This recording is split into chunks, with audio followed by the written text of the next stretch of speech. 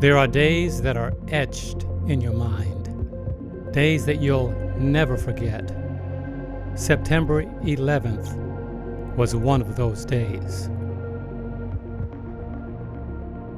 When we boarded our United Airlines Flight 955 from London Heathrow to San Francisco, little did we know that a crisis was in the making. I chose September 11th to return home. Strangely enough, though, about a month earlier when we were in New York visiting family, we also visited the World Trade Center. We were notified by the pilot during the flight about the event that took place in New York City. The world was about to change forever.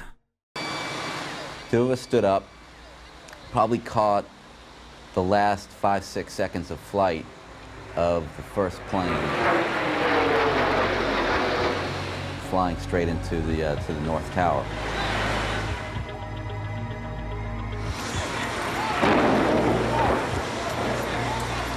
Impact, fireball, and when it hit, it was like you got like a, like a thud in your stomach of, did I just see what I just saw? Sean, what kind of plane? Was it a small plane, a jet?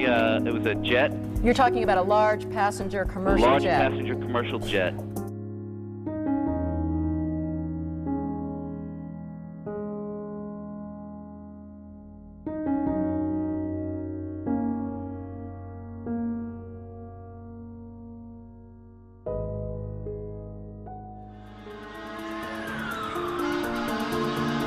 To us, it just looked like a big fire.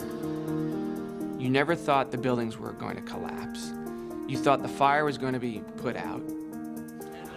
The other thing that happened was people started coming up to us who were eyewitnesses to the incident. So the plane was slightly on its side, and that's why it made me think maybe it was in distress. It came in like a spear.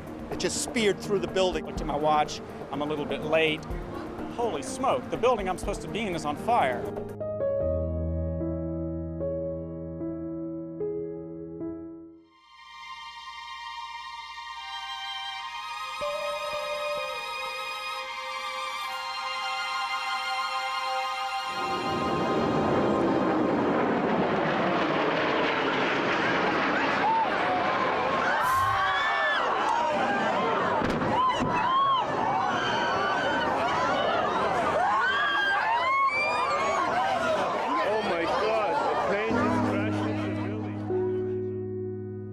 It wasn't just New York City. It was also Washington, D.C.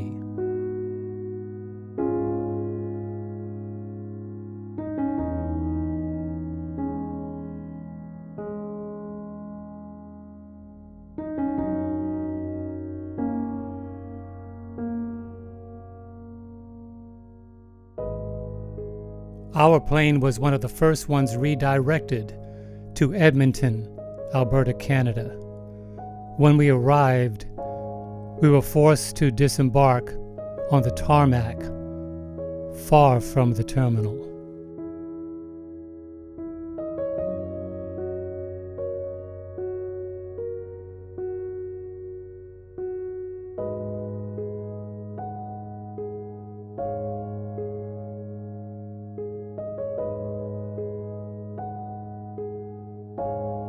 We were met by airport security and then taken to the terminal. While in Canada, the airlines put us up in a hotel for 2 days. We didn't have our luggage, not even a toothbrush. We were finally cleared to return home. The airport was packed.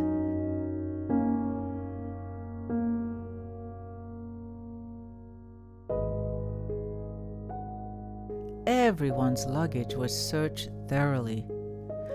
After waiting in the airport for hours, we departed.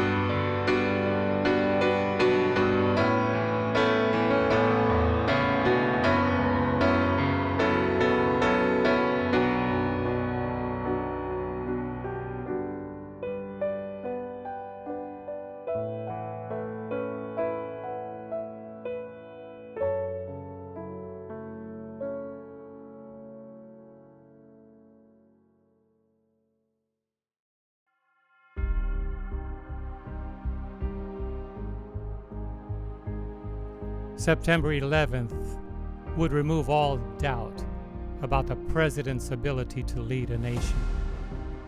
He would step off of Air Force One resolute to marshal a nation back to its strength, resolute to turn a tragedy into a triumph, resolute to send a message that America may be down, but America is not out. I can hear you, the rest of the world hears you, and the people who knock these buildings down will hear all of us soon.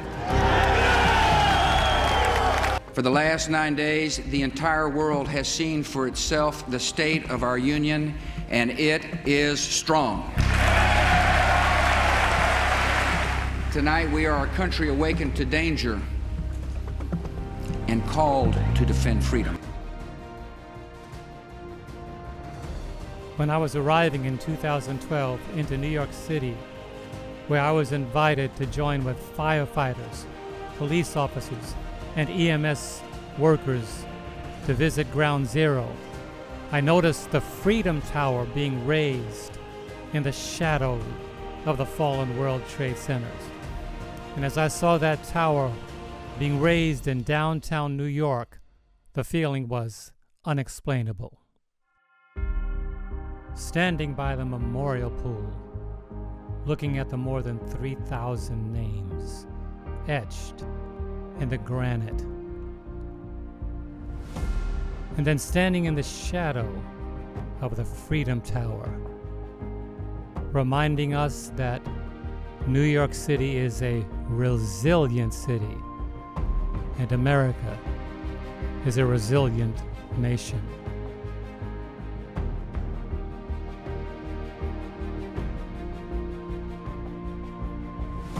Getting a chance to stand with some of New York's finest, and then my sister, an FDNY EMS worker who was at Ground Zero for more than 10 months.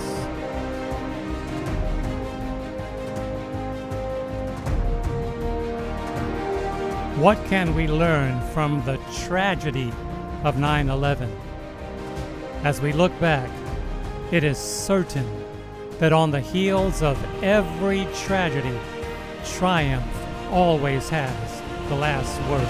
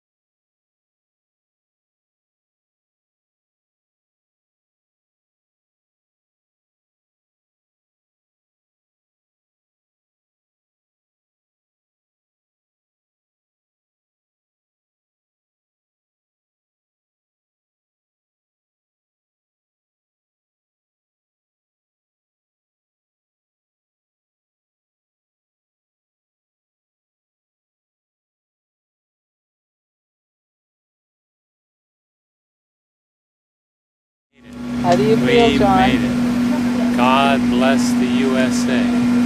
God bless America. Praise God, we finally made it home.